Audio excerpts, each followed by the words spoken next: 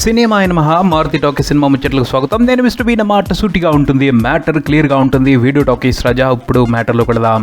Megastar Chiranjeevi అభిమానులు ఎప్పటి నుంచో ఆసక్తిగా ఎదురు చూస్తున్న స్వీట్ న్యూస్ ఈ మధ్య బయటకు వచ్చేసింది. మెగాస్టార్ ని మళ్ళీ వెండి తెర మీద చూసుకుని మురిసిపోవాలని ఆనందపడుతున్న అభిమానుల కోరికకు మెగాస్టార్ చిరంజీవి ఒక కన్ఫర్మేషన్ ఇచ్చేశారు. మెగా యూనిట్ ఎంతో ప్రతిష్టాత్మకంగా భావిస్తున్న మెగాస్టార్ 150వ చిత్రానికి కథా దర్శకుడు ఫిక్స్ అయిపోయారు అని. బివిఎస్ఎన్ రవితో కలిసి పూరి జగన్నాథ్ తయారు చేసిన కథని చిరంజీవి యాక్సెప్ట్ చేశారు. అలాగే పూరి జగన్నాథ్ దర్శకత్వంలోనే ఆయన నటించబోతున్నారు అని ఆ సినిమాకి నిర్మాతగా వ్యవహరించబోతున్న రామ్ చరణ్ తెలియజేశారు. ఈ సంగతి విని మెగా అభిమానులు సంబరాల్లో మునిగిపోయారు. కానీ పరిశ్రమకు చెందిన కొంతమంది వ్యక్తులు మాత్రం చిరంజీవి నిర్ణయం పట్ల కాస్త అసంతృప్తిగా ఉన్నారు అని తెలుస్తుంది. ఏ ప్రాతిపదికన ఎలా పూరి జగన్నాథ్ కి అవకాశం ఇచ్చారు అని చెప్పేసి కొంతమంది శ్రేయోభిలాషుల దగ్గర వాళ్ళు వాపోతున్నట్టు కూడా తెలుస్తుంది. వివి నాయక్, త్రివిక్రమ్ లాంటి సక్సెస్ఫుల్ దర్శకుల్ని చేతిలో పెట్టుకుని మెగాస్టార్ ఎలా పూరిని ఎంచుకున్నారు అని చెప్పేసి వాళ్ళు అనుమానాలు వ్యక్తం చేస్తున్నట్టు తెలుస్తుంది.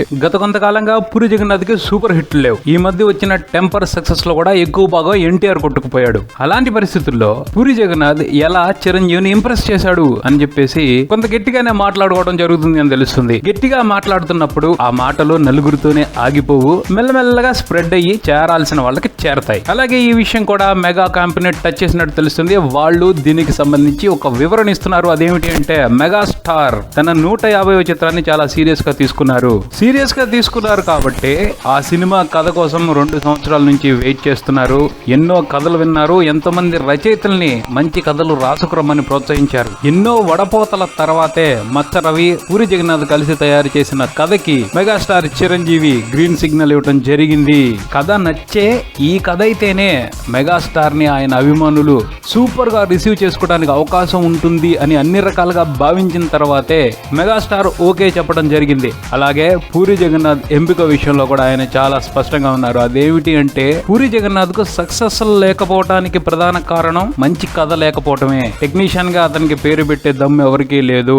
అలాగే తెలుగు సినిమాలకు సంబంధించి మాస్ హీరోని స్టైలిష్ గా చూపించడంలో పూరి జగన్నాథ్ ది ప్రత్యేకమైన శైలి. తప్పకుండా పూరి జగన్నాథ్ టాలెంట్ చిరంజీవి 150వ చిత్రాన్ని వైవిధ్యంగా తీర్చిదిద్దడంలో ప్రధానమైన పాత్ర పోషిస్తుంది అన్న అభిప్రాయానికి వచ్చిన తర్వాతే ఆయన్ని దర్శకుడిగా ఎంచుకోవడం జరిగింది అని మెగా క్యాంప్ వివరణ ఇస్తుంది. అది సంగతి.